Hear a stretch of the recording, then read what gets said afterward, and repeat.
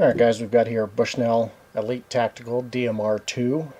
This is a 3.5 to 21 power scope. Now in the last video you saw just a quick unboxing, kind of take a look at how the scope comes from the factory, what's in the box. There's not a lot, but realistically there's not a lot of stuff that you need with a scope. The only thing that you could add with this one that similar scopes don't come with are the flip-up scope caps, and then maybe a bubble level if you want. So let's go ahead and take a look a little bit about mounting. For this, I just happened to get what I was able to easily find available, and that was the worn MSR rings. So with the Ruger Precision Rifle, because the stock comes basically straight out from the receiver, most of what I've read suggests using an AR height ring, which is about 1.5 inches. These MSRs are designed for modern sporting rifles or AR-15s, so these are a pretty good height option. I've since mounting it, I have gone ahead and played with it a little bit, and I do like that MSR height. I still even keep the cheek piece pretty much all the way down. So when you're mounting scopes, you want to make sure that the rings are mounted all the way forward in the rail. So as you're putting them on, go ahead and push them forward as you tighten them down.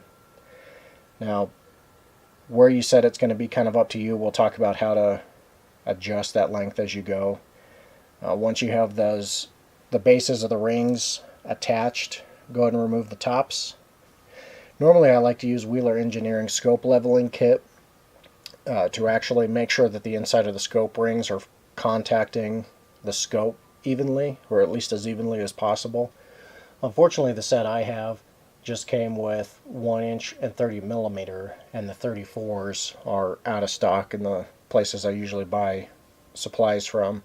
So for now, we're just going to have to mount this as it is. Once you put the scope in there, you're going to have to kind of give your best guess where you think it's going to go for now. So go ahead and give it kind of the best guess where you think it's going to be. And then what we're going to do is we're going to go ahead and take the tops of the rings, and as much as possible we want to try to keep the gaps on the sides as even as possible. What I like to do is go ahead and put the tops on. We're going to tighten them in a cross pattern, kind of like you would do with lug nuts. Of course, we don't want to tighten it down quite yet. What we're going to do is we're going to tighten it down just enough for it to be snug, so that the scope will still move in the rings, but there's a little bit of friction. Not so much that it's going to scratch the scope up, but just enough that it'll kind of stay when you let go of it. Once it's mounted and the rings are just tight enough to hold it in place, I'm going to go ahead and make sure it's level, and then I'm going to get behind the rifle. You know, you can do it basically on prone, on a bench, however you're normally going to be shooting it. And I like to get behind the scope and see if that's a comfortable position for me. And now I may close my eyes, get comfortable on the stock, open them up, and see where the eye relief is versus where I'm comfortable sitting. And then once I have that, we can start tightening them down. So with it just a little bit tight, you want to get behind the rifle, make sure you get a feel for where the scope is mounted. I like to close my eyes, get onto the rifle, open them up, see where my kind of natural resting position is versus where the scope is sitting at, and then make adjustments from there. You know, until you tighten those rings up, you should be able to make those adjustments as you need to. Now once you start tightening those rings, what I like to do is, again, you want to try to keep those sides about even with how much of a crack is showing. So one of the things I'll do is kind of tighten finger tight a little bit to start. Make sure there's a fair amount of pressure on each screw, still going in the crosshatch pattern.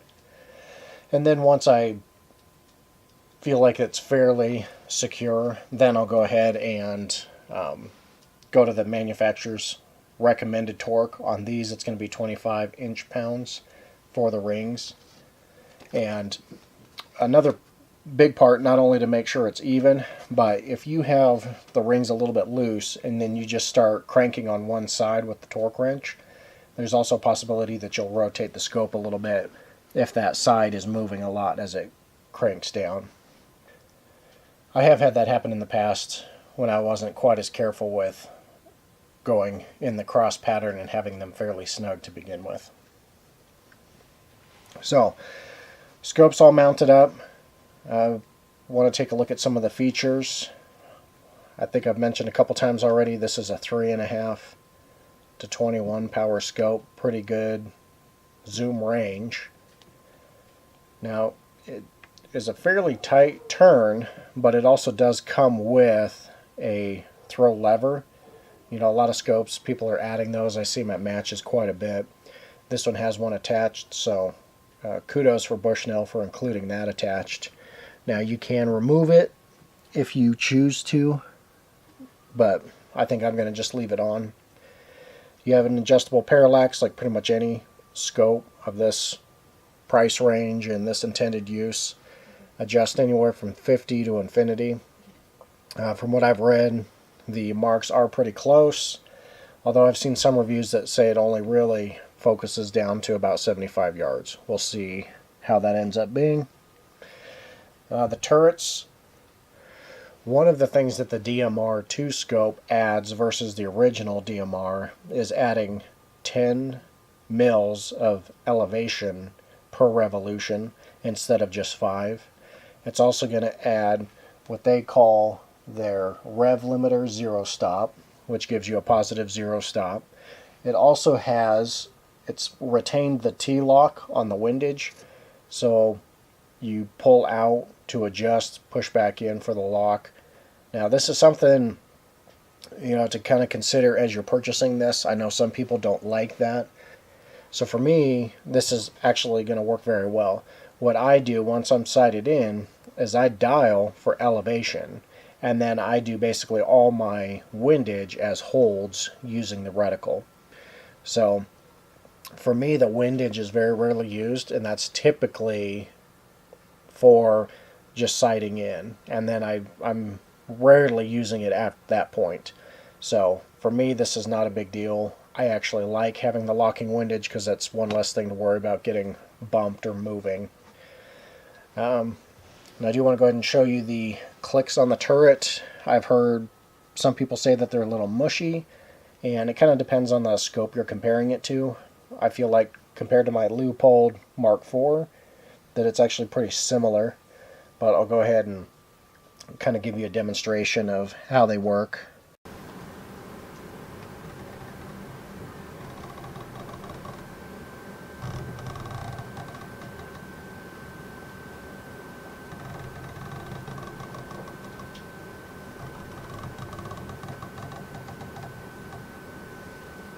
So it's definitely not a really hard click like some scopes, but so far for me, from what I can feel, it does feel like it's going to be tactile enough that I don't really worry about missing revolutions when I'm adjusting. So we'll have to see how it works actually in practice, but so far it seems to be okay for me. I wouldn't mind them being a little bit of a harder, more tactile click, but overall, it's not something where I feel like it's squishy or like some of the cheaper scopes where it's easy to miss whether or not it's turned. You do, of course, have a adjustable eyepiece for actual focusing the image and the reticle for you. As I mentioned in the last video, there is a 2-inch sunshade. So if you want to use it to either cut some of the glare, or you can also use it to kind of just keep the front glass on the objective clear, keeps things from getting as close. Or you can easily take it off and get the overall shorter package. So overall, that's just a quick look at some of the features that this scope has. I feel like it's a pretty good scope for the money based on reviews I've read. That's why I picked this. I think I'd mentioned that I was looking at the PST-2, and this one I found in stock. I also found for a really good deal that I've seen them typically anywhere from $1,300 to $1,500 online at the time I was looking, and with this one, I actually found it for about what a PST first focal plane would have cost me. So I decided to go ahead and get this. I also was having a hard time finding the mill version of the PST2 in stock, and this one I had in my hand within a week of ordering. So good price, and I actually got it a lot quicker. So I can't wait to actually get it out to the range and shoot it.